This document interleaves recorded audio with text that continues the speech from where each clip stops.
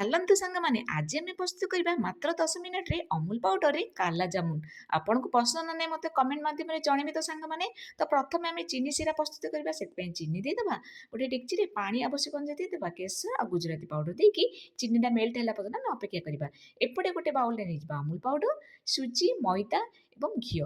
ଏହାକୁ ଭଲ ଭାବରେ ହାତରେ ମିକ୍ସ କରିଦେବା। ତାପରେ କ୍ଷୀର ଅଳ୍ପ ଅଳ୍ପ ଦେଇକି ଆମେ କ'ଣ କରିବା, ଏହାର ଡୋ ପ୍ରସ୍ତୁତି କରିଦେବା।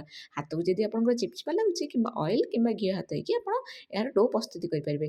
ବେକିଂ ପାଉଡର, ଖାଇବା ସୋଡ଼ା ଏବଂ ଦେଇଦେବା ଗୁଜୁରାତି ପାଉଡର ଦେଇକି ଏହାର ଡୋ ପ୍ରସ୍ତୁତି କରିଦେବା। ତାପରେ ସେ ଡୋରୁ କିଛି ନେଇକି ସେଥିରେ ଡ୍ରାଏ ଫ୍ରୁଟ୍ସ ପକାଇଦେବା ଆଉ କଲର୍ ଏଡ୍ କରିଦେବା। ତାପରେ ଏଥିରୁ ଗୋଟେ ଗୋଟେ ଡୋ ନେଇକି ମଝିରେ ଏମିତି ହୋଲ୍ କରିକି ଏମିତି ଡ୍ରାଏ ଫ୍ରୁଟ୍ର ହୋଲ୍କୁ ମାନେ ବଲ୍କୁ ଏଥିରେ ଦେଇଦେବା। ଦେଇକି ଆମେ ପ୍ରସ୍ତୁତି କରିଦେବା ଗୋଲାପ ଜାମୁନ ମାନେ କାଲା ଜାମୁନ।